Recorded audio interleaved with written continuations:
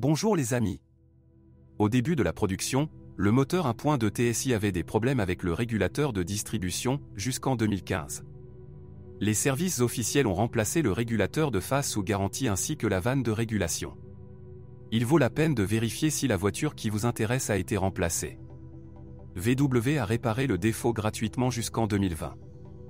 Un problème courant qui inquiète les moteurs 1.2 et 1.4 TSI après 100 à 150 000 km est l'augmentation de la consommation d'huile.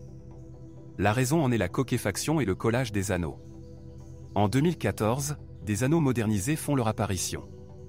Dans de rares cas, lorsque les pistons sont détruits, il s'agit de rayures sur les parois des cylindres.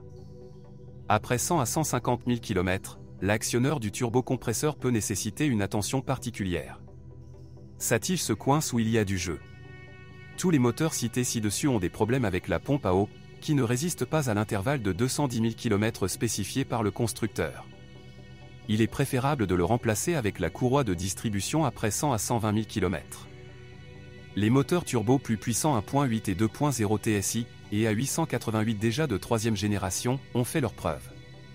Ils n'ont plus tendance à augmenter la consommation d'huile et le problème des dépôts de carbone sur les soupapes d'admission a été résolu grâce à un injecteur supplémentaire. Dans le même temps, il y a une perte de liquide de refroidissement à travers le module de contrôle de température.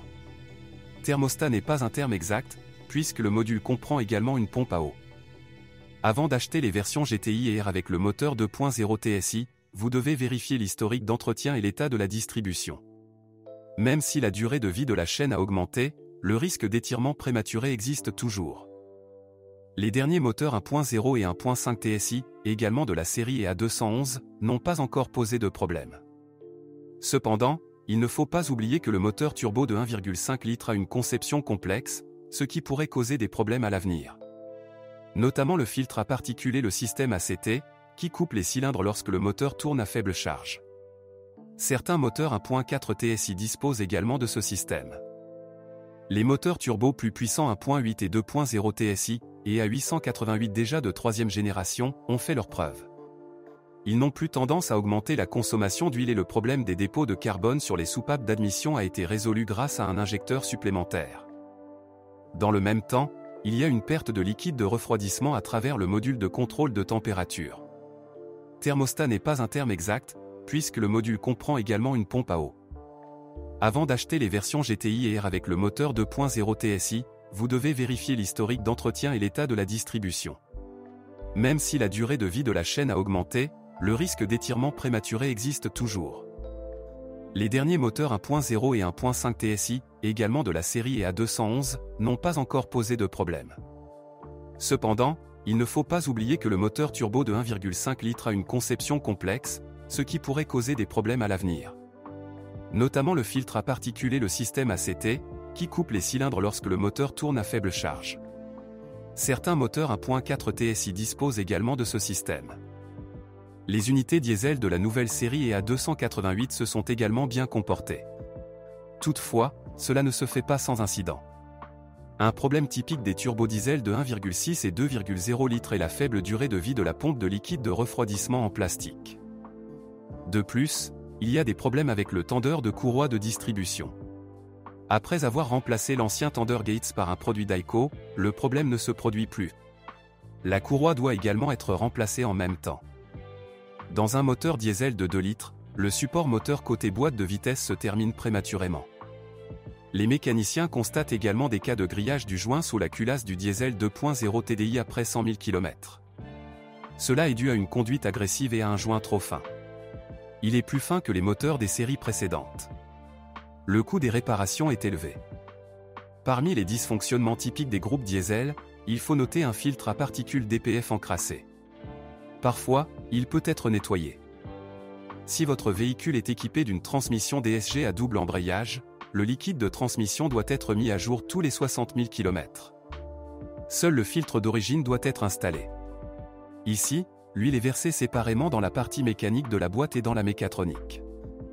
Un style de conduite calme prolongera considérablement la durée de vie de la mécatronique, du kit d'embrayage et du volant bimasse.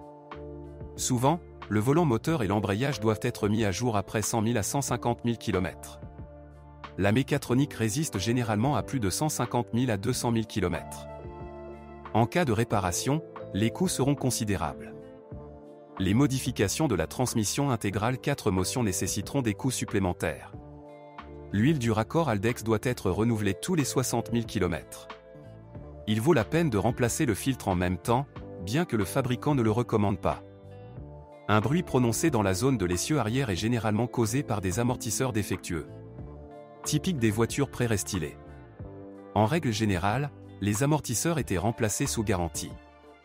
Les blocs silencieux des leviers avant durent plus de 100 à 150 000 km. Les blocs silencieux de la suspension arrière sont encore plus durables. La caméra de recul ne répond pas lorsque la marche arrière est engagée.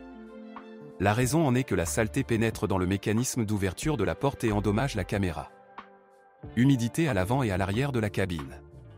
Si de l'eau apparaît de l'avant, cela signifie qu'un canal de drainage mal posé de l'évaporateur du climatiseur est à blâmer. L'eau à l'arrière est un problème de joint mal installé. Si la jauge de température du liquide de refroidissement et la jauge de niveau de carburant tombent soudainement en panne, vous devez alors vous préparer à un remplacement coûteux du tableau de bord.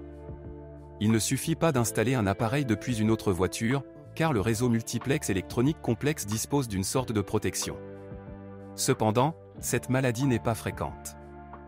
Sur les véhicules plus anciens, un gonflement de la peinture est souvent détecté à la jonction de l'aile arrière et du pare-choc. Des traces de début de corrosion sont parfois observées à des endroits d'éclat au-dessus du pare-brise. Après 100 à 150 000 km, le servomoteur du registre de chauffage doit être réparé. De temps en temps, le servomoteur du verrouillage du volet du réservoir d'essence tombe également en panne. La Volkswagen Golf 7 mérite de bonnes notes. Malgré de nombreuses nouvelles solutions et une perte de poids importante, il n'y a pratiquement aucun problème grave. Des coûts potentiellement élevés peuvent être associés aux moteurs diesel fortement boostés. Il convient de rappeler que les unités diesel occupent plus de place dans le compartiment moteur que les moteurs à essence plus petits, ce qui augmente les coûts d'entretien et de réparation. Vous devez également être conscient des coûts potentiels lors du choix des transmissions DSG à double embrayage. Lors de l'inspection, il est nécessaire de vérifier soigneusement le fonctionnement des systèmes électroniques, car des dysfonctionnements peuvent survenir. Et les coûts de réparation ne se limitent pas toujours aux mises à jour logicielles. Surtout après avoir éliminé par négligence les conséquences d'un accident. Si vous connaissez d'autres dysfonctionnements de modèle, assurez-vous d'en parler.